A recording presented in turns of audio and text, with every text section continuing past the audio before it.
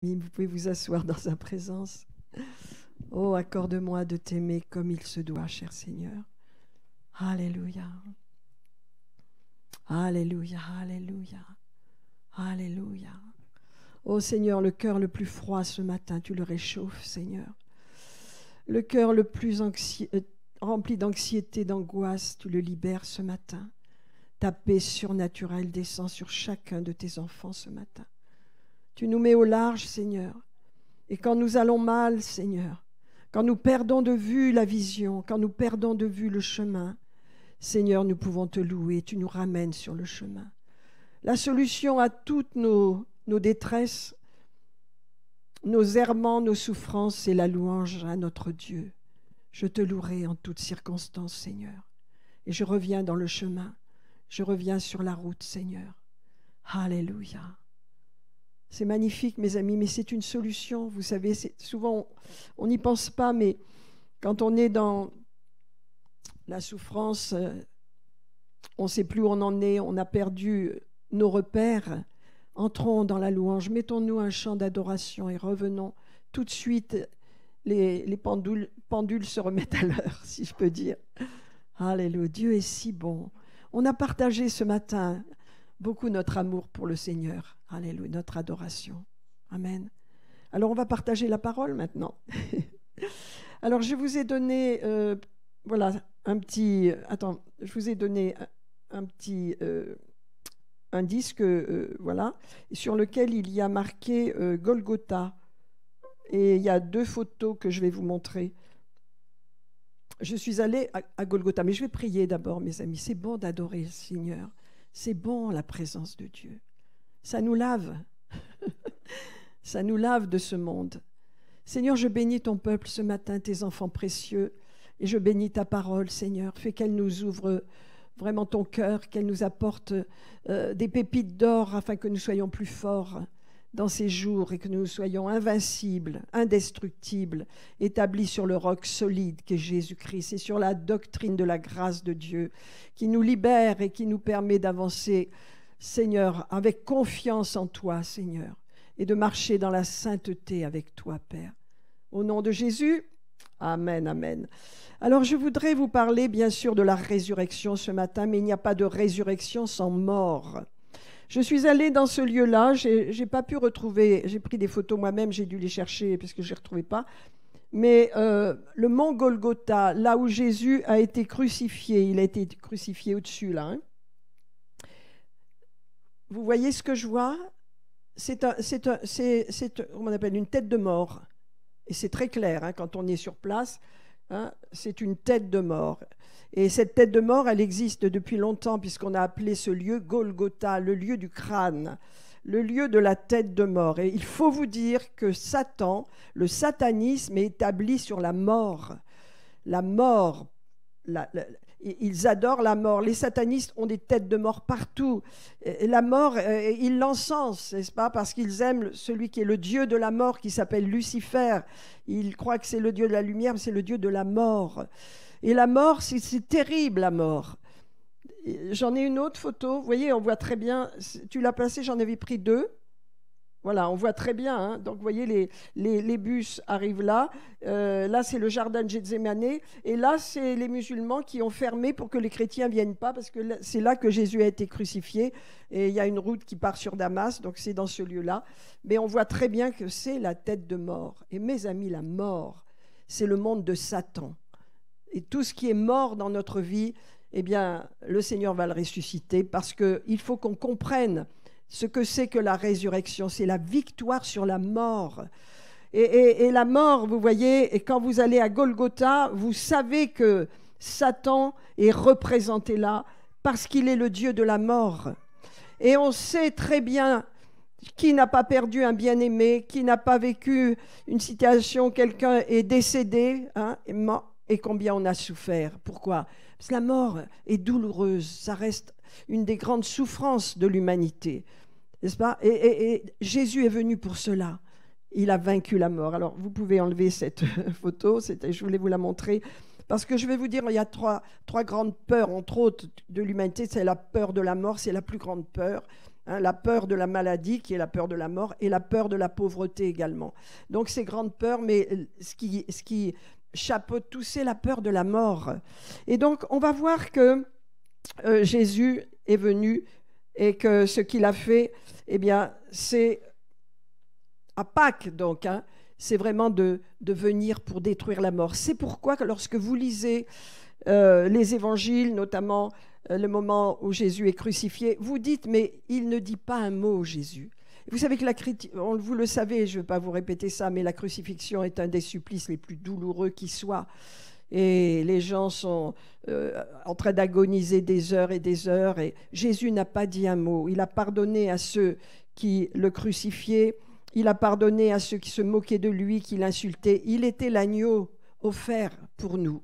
Il a souffert d'une souffrance physique, morale et spirituelle qu'on n'a aucune idée. Mais ce que je voudrais vous dire, comme c'est important, c'est que vous sachiez que la mort de Jésus a été vraiment certifiée. Il faut qu'elle soit certifiée. Je vais vous donner quelques passages, n'est-ce pas? Vous savez que vous avez vu Gethsémanée, n'est-ce pas? Vous avez lu Gethsémanée, là où le Seigneur a accepté la coupe de malédiction.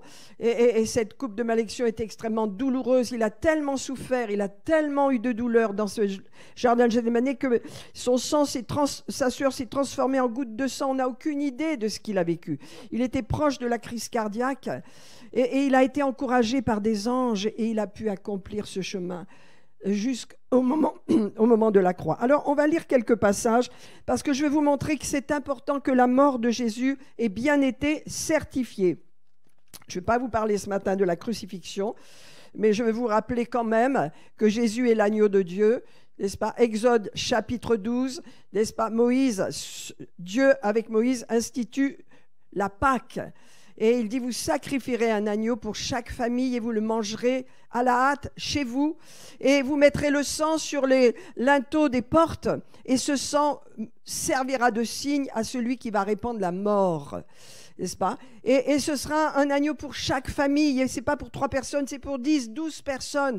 Et vous le mangerez à la hâte. Et quand vous le mangerez, vous aurez vos reins sains, vous serez forts, vous serez totalement guéris parce que quand vous mangez l'agneau, vous êtes fortifiés, vous êtes guéris, vous êtes forts. Et ensuite, n'est-ce pas, vous ne sortirez pas. Et quand l'ange de la mort passera, il verra le sang et vous ne serez pas touchés. Voilà le sens de Pâques.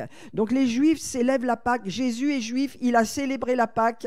Il a demandé à ses disciples d'aller préparer la chambre haute. Là, je veux préparer la Pâques. Je connais un disciple à moi, dites-lui qu'il prépare la pièce et nous allons manger la Pâques. Et l'agneau de Dieu a été rôti, il a été mis sur la table, et les herbes amères et les pains sans levain et le vin, tout a été mis, ils ont mangé la pâte. En plein milieu de la Pâque juive, le Seigneur institue le repas du Seigneur, la Sainte Seine.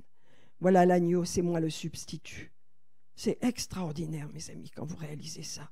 En plein milieu de la Pâque juive, alors qu'ils ont pris la Pâque juive, ils montrent l'accomplissement de la Pâque juive. C'est lui, l'accomplissement. Alors je vais vous montrer ce matin pour que nous comprenions bien la puissance de la résurrection. Prenez Jean 19, à quel point c'est important que nous réalisions que cette mort, elle a bien été, en tous les cas, constatée. Parce qu'on ne pourra pas dire des choses contre cette mort. Parce que quand il y a résurrection, c'est qu'il y a eu mort. Alors Jean 19, je vais lire à partir du verset 31. Donc Jésus est mort. Vous savez, il est mort, attendez, il est resté dans l'agonie, dans la douleur, dans la souffrance, 6 heures. Il a été crucifié à 9 heures du matin. À partir de midi, eh bien, on peut dire le ciel s'est couvert de ténèbres. Il y a eu un tremblement de terre, les rocs, les rochers se sont fendus et tous les soldats étaient tremblants. Ils ont dit, mais cet homme était vraiment le Fils de Dieu. Et il a rendu son esprit, il est décédé. Il a dit, mon Dieu, pourquoi m'as-tu abandonné? Il est mort. Et les femmes sont parties, les gens qui étaient là, alors qu'ils l'insultaient, ils sont partis en disant, oh, mon Dieu, qu'est-ce qui s'est passé là? Vous voyez? Mais regardez la suite, Jésus est vraiment mort. Regardez, dans la crainte que les corps, verset 31, restassent sur la croix pendant le sabbat, parce que c'était la préparation du grand sabbat de Pâques. Donc c'était le vendredi avant 18h, parce qu'à partir de 18h, les Juifs passent à une autre journée. Donc il fallait qu'il se soit fait avant 18h. Donc Jésus est mort à 3h de l'après-midi. Vous voyez, il est resté pendant 6 heures. Et donc ils ont dit on va descendre tous ces gens-là, ces 3 prisonniers qui sont crucifiés, on va les descendre. Mais avant, il faut les tuer, il faut qu'ils soient morts. Et donc les soldats ont reçu l'ordre de leur briser les jambes, parce que quand on brisait les jambes à ces pauvres gens, eh bien ils ne pouvaient plus respirer. Parce que tout le temps qu'ils étaient sur la croix, ils essayaient de ne pas mourir étouffés. Ils cherchaient des forces en s'appuyant sur leurs jambes, vous voyez. Alors donc, ils ont commencé à casser les jambes des 2 qui étaient avec Jésus. Et ils sont allés devant Jésus et Jésus était déjà mort. Donc, ils ne lui ont pas touché les jambes, ils n'ont rien fait. Et il est dit, regardez, qu'un peu plus loin, Joseph d'Arimathée, je suis au verset 38, qui était un disciple de Jésus, mais qui ne le faisait pas savoir parce qu'il faisait partie du Sanhédrin, n'est-ce pas?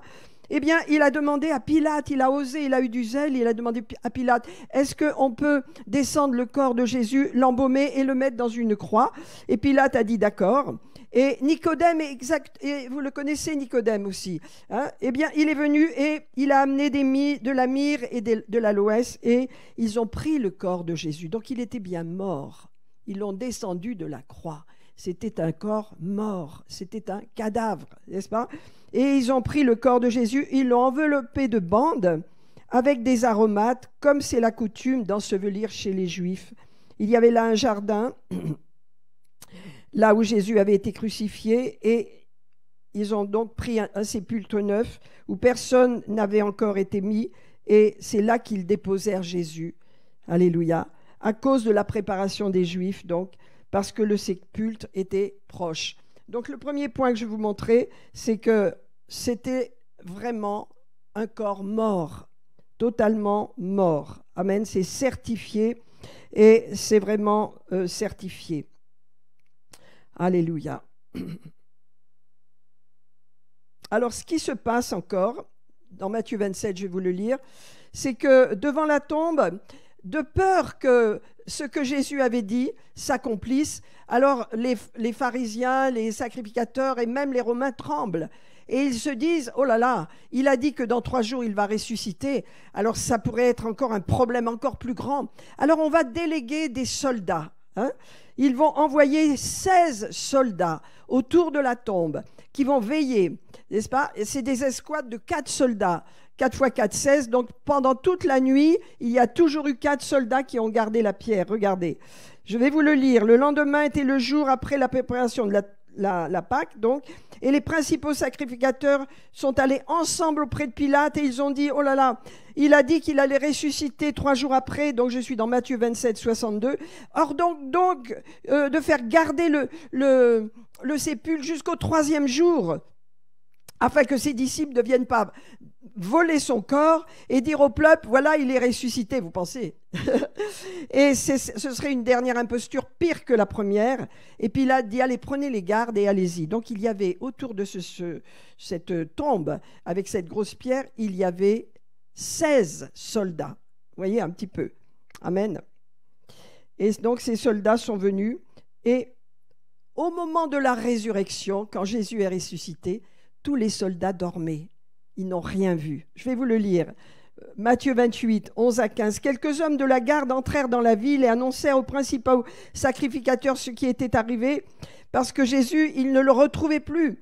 Et donc, ils se sont assemblés avec les anciens, ils ont tenu conseil et ils demandèrent aux soldats de dire que ses disciples sont venus le voler et ils donnèrent une forte somme à ces soldats. Parce qu'en fin de compte, ils disent, on ne comprend pas, on dormait. Et la tombe est vide. Et qu'est-ce qu'ils ont vu? Ils ont vu que la pierre avait été roulée. Donc, ils ont vu qu'il n'y avait personne. Et la pierre, ils l'avaient avant scellée. Je ne vous ai pas lu le passage, mais les Romains l'avaient scellée, la pierre. Non seulement elle avait été roulée, puisque c'est Joseph d'Arimathée qui avait roulé la pierre devant le tombeau, mais il l'avait scellée. Alors, je ne sais pas avec quoi, mais peut-être avec du ciment, mais elle ne pouvait pas bouger. Mais l'ange est venu à la résurrection de Jésus et il a poussé la pierre comme si c'était du coton et les 16 soldats il dormait. Alléluia. Alors là, c'est le triomphe de la résurrection, mes amis. C'est le triomphe de la résurrection. Alléluia. Jésus est ressuscité.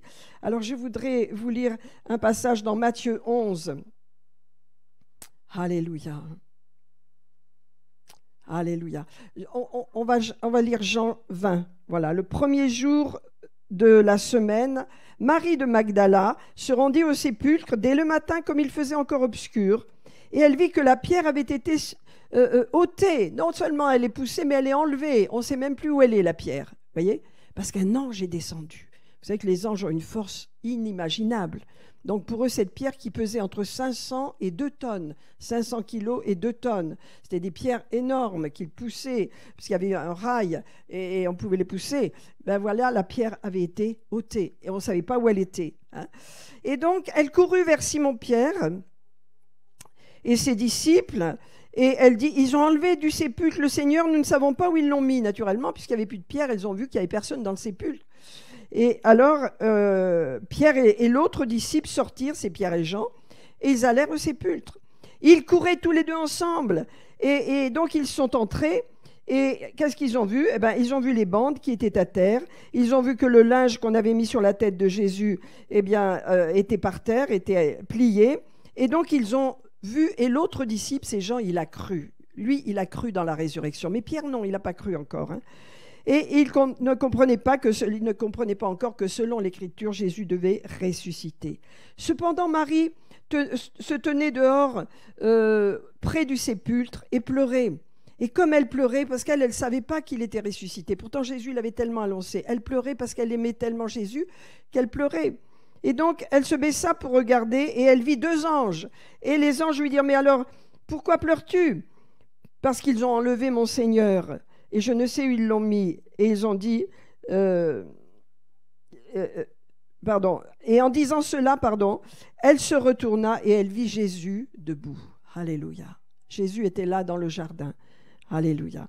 Mais elle ne savait pas que c'était Jésus. Et Jésus lui dit, femme, pourquoi pleures-tu ? Qui cherches-tu ? Alléluia.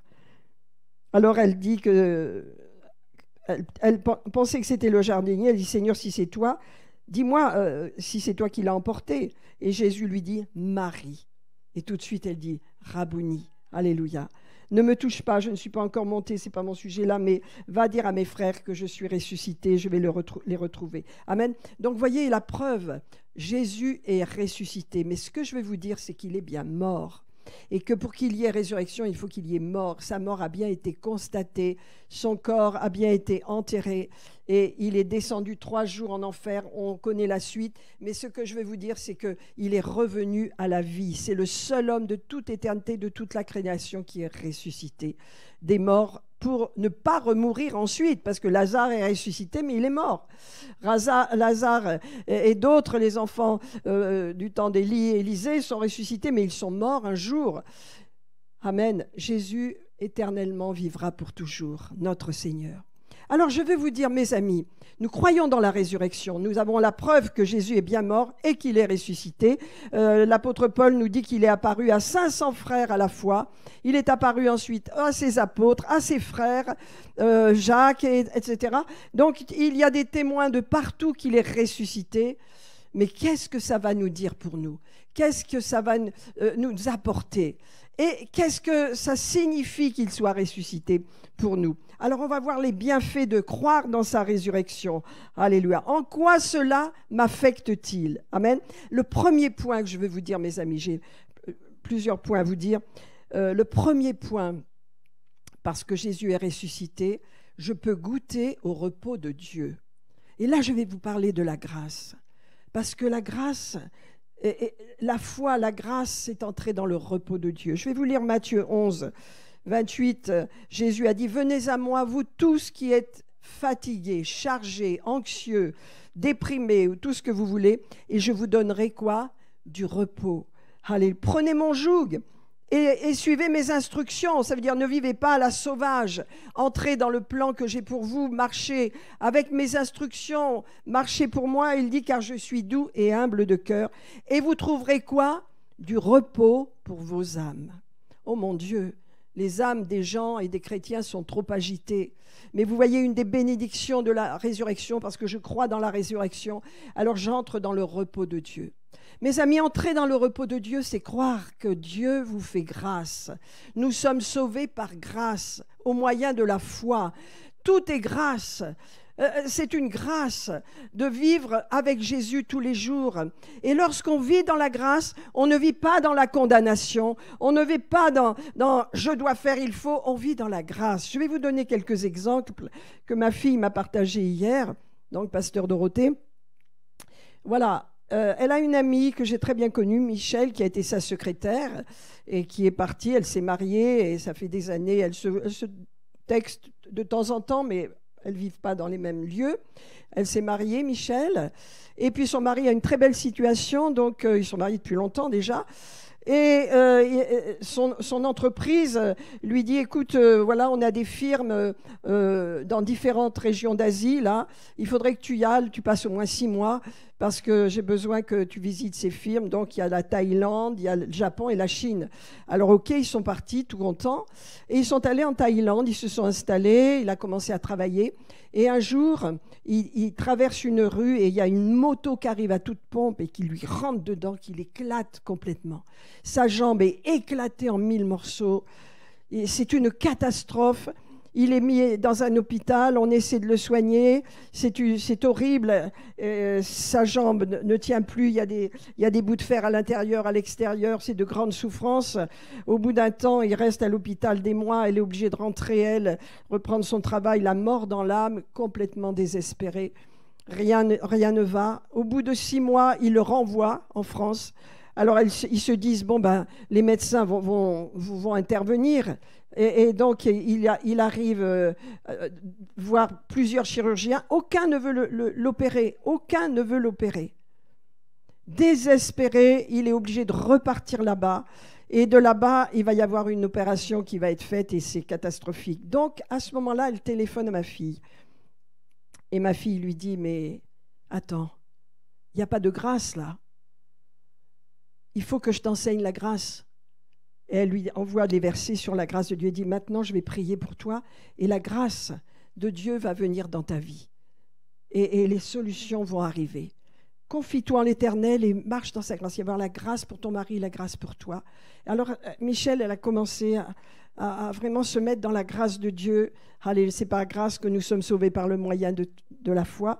Jésus a dit à Paul, ma grâce te suffit. Donc il y a tellement de beaux passages sur la grâce. La grâce nous instruit, n'est-ce pas? La grâce, elle nous instruit à marcher dans la sainteté. C'est pas marcher dans le péché parce que tu es dans la grâce. Donc elle est entrée dans cette grâce, elle y a cru. À peine, même pas un mois après, l'hôpital où elle était en Thaïlande l'appelle et lui dit, écoutez, votre mari, ça va, on vous le renvoie. Quoi déjà? Ok. Elle téléphone à ma fille, elle lui dit, écoute, je suis à Charles de Gaulle, j'attends mon mari. Tout s'est bien passé.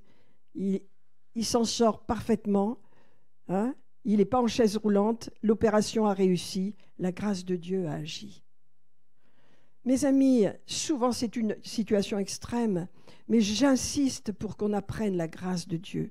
La grâce de Dieu nous rend obéissants à la parole de Dieu. Venez, prenez mon joug, car je suis doux et humble de cœur. Suivez mes instructions. C'est pas je fais ce que je veux, mais la grâce de Dieu agit en nous, n'est-ce pas? Et lorsque nous sommes sous pression en voulant réussir, je veux réussir cela, je veux atteindre ce but. Il faut avoir des objectifs. Mais quand on se met sous pression, on sort de la grâce. Seigneur, ta grâce va agir pour moi dans mon entreprise, ta grâce va agir dans ma famille. Je te fais confiance. C'est de la foi pure, la grâce. Entrer dans la grâce, c'est de la foi pure. Je vais vous donner un autre exemple d'une personne qui a perdu son sac dans le métro avec son argent et avec ses papiers, etc. Et vraiment, elle a dit, je veux croire que la grâce va agir, que je vais retrouver mon sac. 15 jours après, eh bien, il y a le service des pertes, là où on trouve les choses, qui leur téléphone, dit, écoutez, on a trouvé votre sac, on a votre papier, on a votre argent, on a tout. Elle a retrouvé son sac au bout de 15 jours. Mes amis, la grâce, c'est une attitude de foi. Et Seigneur, c'est ce qu'il nous a donné, à part sa résurrection, nous sommes entrés dans la grâce de Dieu. Il a pris sur nous tout ce qui nous condamnait. Il a pris sur nous tous nos maux, nos souffrances, nos échecs, nos détresses. et nous donne sa grâce. C'est par grâce que vous êtes sauvés, par le moyen de la foi. Et cela ne vient pas de vous, c'est le don de Dieu. Alléluia. Amen. Alors le premier point, je vous dis, alléluia, c'est la grâce et entrer dans le repos. Vous avez bien sûr ce passage d'Hébreux qu'il y a donc un repos de sabbat pour le peuple de Dieu qui lui est réservé. Hébreux 4, 9. Et celui qui entre dans le repos de Dieu, on peut dire, se repose de ses œuvres. Comme Dieu s'est reposé des siennes, efforçons-nous donc d'entrer dans ce repos. C'est le repos de la foi. Ça ne veut pas dire que vous ne faites rien. Ça ne veut pas dire que vous n'êtes pas mobilisé dans votre vie professionnelle, dans votre vie de famille. Parce que moi, je ne peux pas vivre sans moteur. Et j'ai besoin d'avoir un moteur, j'ai besoin d'avoir un objectif comme vous-même. Mais la grâce fait que je ne vais pas me torturer, je ne vais pas me tourmenter. Je fais confiance à Dieu. Dans ma vie, dans mon travail, même s'il y a des épreuves, même s'il y a des périodes difficiles financièrement, économiquement qui peuvent arriver, je fais confiance. C'est de la foi et c'est la grâce de Dieu. Amen. Alors c'est une des premières bénédictions que le Seigneur nous a acquises grâce à sa résurrection. Le deuxième point, et il y a même le repos là, dans Éphésiens, le repos de la grâce, il est dit car c'est par grâce, oui je voulais que vous êtes sauvés par le moyen de la foi et c'est un don de Dieu. Bien. Alors maintenant, le deuxième point, parce qu'il est ressuscité, le même esprit qui a ressuscité Jésus-Christ d'entre les morts habite en vous. Alléluia. Ce même esprit, c'est pourquoi vous voyez, nous ne sommes pas des chrétiens passifs, parce que vous avez l'esprit de résurrection en vous. Éphésiens nous dit que nous sommes morts avec lui par le baptême dans l'immersion de l'eau, mais nous sommes ressuscités en nouveauté de vie. Et il nous faut nous voir comme cela et voyons nos situations dans la résurrection, mes amis. Alléluia. Amen. Alors, donc vous avez plusieurs passages. Là, je vais prendre 1 Corinthiens 3, 16, juste le temps que je le retrouve. Est-ce que ça vous aide ce matin? Nous sommes dans la résurrection. Qu'est-ce que c'est? Pourquoi Jésus est ressuscité? Pour nous donner cette vie de résurrection. Nous ne pouvons pas ne pas recevoir par la foi toutes les bénédictions de la résurrection en vivant en ressuscité. Allez, la vie n'aura plus le même appétit, le même goût, la même couleur si vous vivez dans la résurrection. Tout vous sera possible. Vous ne pourrez pas échouer. Même les échecs, vous les releverez. Vous les considérerez comme des bénédictions parce qu'à travers l'épreuve, Dieu vous montrera qu'il y a une bénédiction. Non pas le fait que lui vous donne des épreuves, mais la vie en comporte, comme on l'a chanté. La vie avec ses douleurs, ses tristesses, ses abandons, ses trahisons. Mais dans toutes ces choses, nous louons le Seigneur parce que nous sommes vainqueurs. Amen. Alors je vais vous prendre un passage là. Dans 1 Corinthiens 3, 16. Oh, la résurrection de Jésus ce matin. Réjouissons-nous. Alléluia. Vivons dans la résurrection. 1 Corinthiens, ouais, j'ai dû... Ah oui, 3 combien 16, ah oui, d'accord. Voilà. Ne savez-vous pas que vous êtes le temple de Dieu et que l'Esprit de Dieu habite en vous? Eh, quel Esprit de Dieu? L'Esprit de résurrection. Alléluia. Est-ce que vous le savez? Je veux le savoir, je veux qu'on me le dise, je veux qu'on me le rappelle. L'esprit de résurrection habite en moi. Mon esprit, plutôt mon âme, peut être abattue. Mais quand je lis la parole de Dieu, je réalise que l'esprit de résurrection habite en moi. Alléluia. Amen. Gloire à Dieu. Je vais reprendre un autre passage dans Romains 8, verset 11. C'est bon d'établir notre parole sur la parole de Dieu, afin qu'elle soit la parole incorruptible de Dieu. Verset 11, il est dit... Et si l'esprit de celui qui a ressuscité Jésus d'entre les morts habite en vous, alléluia, celui qui a ressuscité Christ d'entre les morts rendra aussi la vie à vos corps mortels par son esprit qui habite en vous. Alléluia. Quel esprit j'ai reçu? L'esprit de résurrection. Alléluia. Jésus a vaincu la mort. Il a triomphé de Satan, qui est l'esprit de mort par excellence. Quand vous voyez les gens qui vont dans les cimetières, qui adorent la mort, qui ont des têtes de mort chez eux, qui, voilà, ils sont sous l'influence du satanisme. Satan aime la mort, attirer les gens dans la mort parce que c'est son royaume. Jésus est venu, il a détruit la mort. Il a vaincu Satan, il a vaincu la puissance de la mort. Alléluia. Et quand je parle de la mort, je ne parle pas uniquement de partir et quitter notre corps. Je parle de tout ce que représente la mort spirituelle, la mort de l'homme. C'est terrible la mort. Eh bien, ça a été vaincu par la résurrection. Amen. Alléluia. Et je voudrais Jacques 4 encore. Ça, c'est la deuxième bénédiction. On entre dans le repos de Dieu. Alléluia.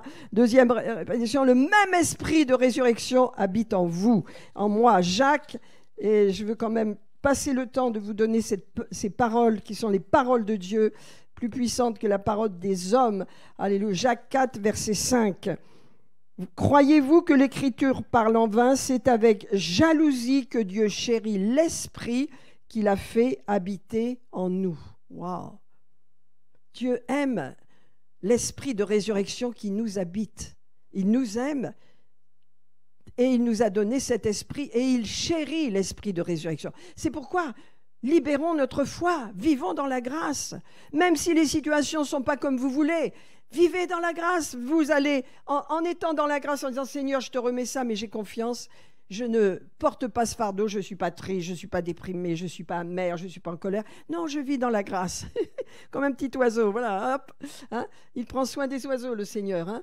Alors, pourquoi il ne prendrait pas soin de nous? Donc, je vis dans la grâce, je vis un peu au jour le jour. Je suis un peu, voilà, comme un oiseau sur la branche. Ça n'empêche pas que j'ai des projets, que je suis sérieuse avec les choses de Dieu et avec ma vie professionnelle et familiale, et ma vie d'église, bien sûr. Mais mes amis, vivre dans la grâce, c'est vivre au jour le jour. Hein, il y avait les hippies de mon temps qui ne vivaient pas très dans la grâce, mais il y avait une autre grâce pour eux. Mais c'était vivre au jour le jour. Mais avec Jésus, c'est quelque chose d'extraordinaire. Apprenons cela. Parce que quand vous dites au Seigneur, je te fais confiance, Jésus dit, ah, enfin, il a la foi. Enfin, il sait ce que c'est que la foi. Il se libère des tensions et des pressions et des angoisses et il me fait confiance. Alors, quand il se met dans le repos, quand elle se met dans le repos, moi, je vais me mettre au boulot. Moi, je vais œuvrer pour lui. Amen. Alors, deuxième point, je vous l'ai dit,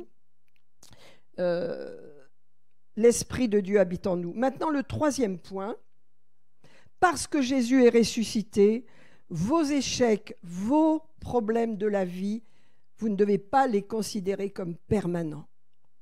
Tous les problèmes de la vie vont passer. Pourquoi? Parce que vous êtes vainqueur sur les épreuves. Vous avez la victoire. Ça ne veut pas dire qu'il n'y a pas d'épreuves, attention, mais dans les épreuves, vous savez que vous en sortez. Vous savez que vous avez la victoire à cause de la résurrection de Jésus, parce qu'il est ressuscité. C'est le troisième point, mes amis. Vos échecs et vos difficultés ne sont que permanents. Vous transcendez ces problèmes et vous, en toute chose, vous êtes plus que vainqueur par celui qui vous fortifie. Ça, c'est la victoire de la résurrection. Amen. Et le dernier point que je veux vous parler, qui est important, parce que Jésus est ressuscité des morts, alléluia, la mort n'est plus une fin pour nous. La mort a été vaincue. Jésus a vaincu la mort, alléluia. Jésus a triomphé de tout ce que Satan tenait entre ses mains, le royaume des morts, l'enfer, le péché, les horreurs, tout ce qu'on voit, la cruauté, les ténèbres de l'homme. Jésus a tout porté sur lui et il nous a offert la grâce de son salut. Amen. Donc la mort a été vaincue. Réalisez bien, Jésus a vaincu la mort. 2 Timothée 1, verset 10. La grâce a été manifestée maintenant par l'apparition de notre Seigneur Jésus-Christ qui a détruit la mort. Alléluia. Il a détruit celui qui tenait la mort. Satan vaincu par Jésus-Christ. Alléluia.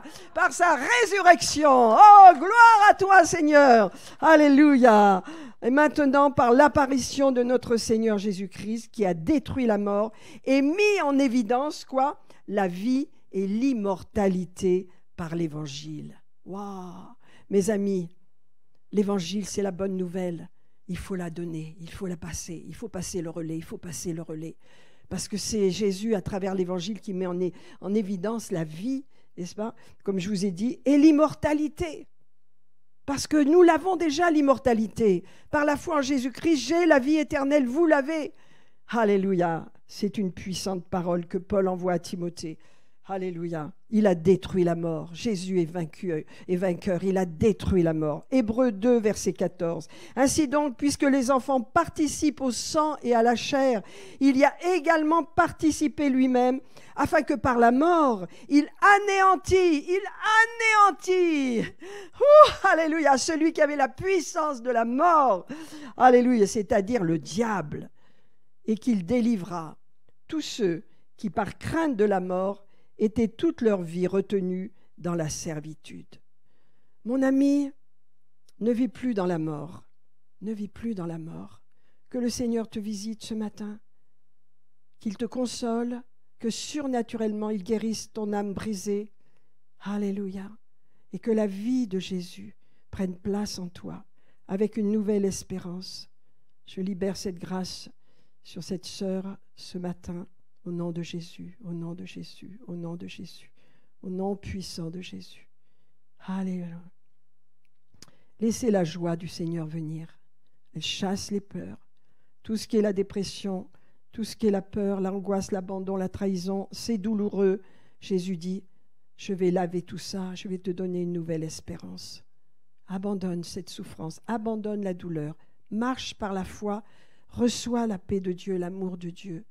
Tu seras relevé. Le Seigneur va te relever, ma sœur, va te relever. Il te relève maintenant, il te relève. Alléluia. Mets en pratique, fais attention à tes paroles, marche dans la foi. Amen. Alors, il est dit, on va prendre pour terminer, je termine avec ça, 1 Thessaloniciens chapitre 4. Jésus a vaincu la mort. Alléluia.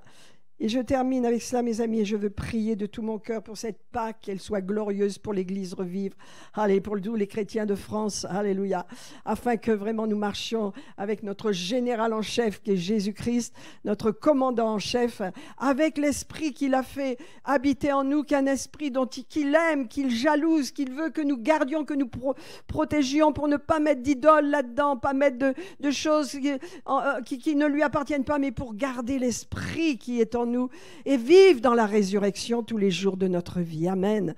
Parce qu'il chérit. Voyez, le mot aimer est même pas suffisant. Il chérit l'esprit qu'il a fait reposer en nous. Amen. Alors regardons pour terminer 1 Thessaloniciens 4. Oh, merci Seigneur pour la Pâque de l'Éternel. Nous sommes passés de l'autre côté. Nous sommes vivants pour Jésus-Christ. Alléluia. Alléluia. Alléluia. Alléluia. Réjouissons-nous, mes amis.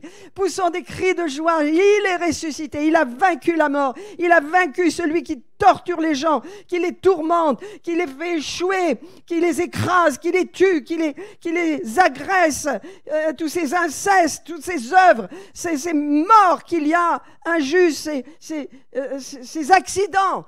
C'est le Dieu de la mort. Jésus l'a vaincu. Alléluia.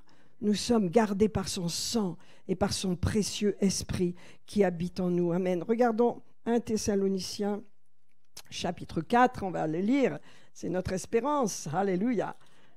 Dieu nous donne de l'espérance.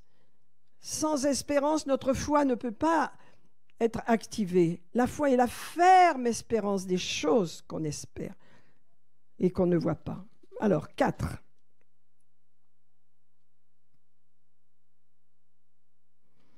Alors, je ne veux pas, frères, que vous soyez dans l'ignorance au sujet de ceux qui dorment. Les chrétiens, quand ils partent vers le Seigneur, mais leur corps dorme. Afin que vous ne vous affligiez pas comme les autres qui n'ont pas d'espérance, car si nous croyons que Jésus est mort et qu'il est ressuscité, aussi croyons que Dieu ramènera par Jésus et avec lui ceux qui sont décédés. Voilà, qui n'a pas quelqu'un dans sa famille qui est décédé dans le Seigneur? Moi, j'ai mes mamans, mon frère qui est décédé dans le Seigneur, mon oncle. Est-ce que vous avez des personnes qui sont décédées dans le Seigneur encore? Eh bien, vous voyez, Jésus va les ramener avant nous. Ils vont ressusciter avant nous. Regardez, Jésus... Croyons aussi que Dieu ramènera par Jésus avec lui ceux qui sont morts. Voici ce que nous vous déclarons d'après la parole du Seigneur, c'est que nous les vivants, restés pour le retour du Seigneur, nous ne devancerons pas ceux qui sont morts, car le Seigneur lui-même, alléluia, un signal donné à la voix d'un archange et au son de la trompette de Dieu, descendra du ciel et les morts en Christ ressusciteront premièrement. Alléluia. Ensuite, nous les vivants restés pour le retour du Seigneur, nous serons tous ensemble enlevés avec eux. Les morts qui ne sont plus les morts, mais qui sont vivants maintenant. De tous les âges.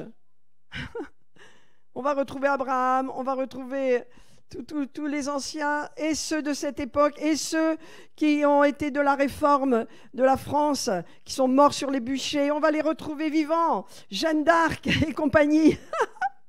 Alléluia. Et il est dit, n'est-ce pas, nous serons tous ensemble enlevés avec eux sur les nuées à la rencontre du Seigneur dans les airs, et nous serons toujours avec le Seigneur. Consolez-vous donc les uns les autres avec ces paroles. Wow. Seigneur, c'est la Pâque de l'Éternel. Non seulement tu as vaincu la mort, tu nous as donné ton esprit afin que nous soyons toujours victorieux, tu nous as donné cette paix dans laquelle tu veux que nous restions, que nous vivions et que nous sortions de ce système de se culpabiliser, de se condamner. Vous n'êtes pas dans la grâce quand vous vous condamnez. Il faut passer dans la grâce et dire, mais Seigneur, tu m'aimes comme je suis suis pas parfaite, mais tu m'aimes. Je suis ton enfant, j'ai l'esprit de résurrection en moi, je t'appartiens, tu jalouses, tu aimes jalousement l'esprit qui habite en moi. Alors, arrêtons de nous prendre pour des imparfaits. Marchons par l'esprit dans la perfection de Dieu. Dieu aplanira notre chemin et Dieu est capable de nous montrer, arrête ça, ne fais pas ça. Dieu nous parle par sa parole et par son esprit. Alors je veux prier, je suis enthousiasmée par mon message, au moins il me plaît à moi. Il me fait du bien. Alléluia. Merci pour la résurrection, Seigneur. À toi la gloire, à toi. Alléluia. Seigneur, je te bénis ce matin. Je bénis ton peuple précieux, Seigneur. Tellement précieux pour toi. Alléluia. Je le bénis et je te rends grâce, Seigneur, des bienfaits de la résurrection. En ce dimanche de Pâques, Seigneur, nous célébrons vraiment la famille de Dieu. Partout, Seigneur, en France, l'Église de Jésus-Christ t'appartient. Tu l'as conduit dans les bons temps comme dans les mauvais temps. Elle est victorieuse, Seigneur. On ne s'occupe pas des élections. Allez, ce n'est pas notre propos. Tu conduis l'Église, quelle que soit la personne qui sera aux commandes. Toi, tu es aux commandes de ton Église, Seigneur. Et nous savons que nous sommes déjà dans la victoire parce que nous marchons derrière toi, Seigneur. Et je bénis ton peuple et je libère sur chacun de nous la conscience de la vie de résurrection qui est en nous, que nous vivions dans cette dimension tous les jours de notre vie, non pas écrasés, alléluia, mais si peut-être le premier réflexe est de s'écraser devant les épreuves, nous nous relevons et en pensant, Seigneur, j'ai l'esprit de résurrection, je te loue et je te bénis et les circonstances vont changer. Est-ce que vous le croyez? Wouh! Alléluia! Ah Jésus, la gloire! Merci. Seigneur, nous te remercions ce matin pour la résurrection. En ce beau matin de dimanche matin, je sais pas, on est le 17, 18, eh bien, du mois d'avril. C'est un jour nouveau pour chacun d'entre nous, Père. Nous allons marcher dans ces mois qui restent dans la victoire, la multiplication, l'abondance et la provision de Dieu. Je libère également la grâce de Dieu sur vos vies. Au nom de Jésus, Amen.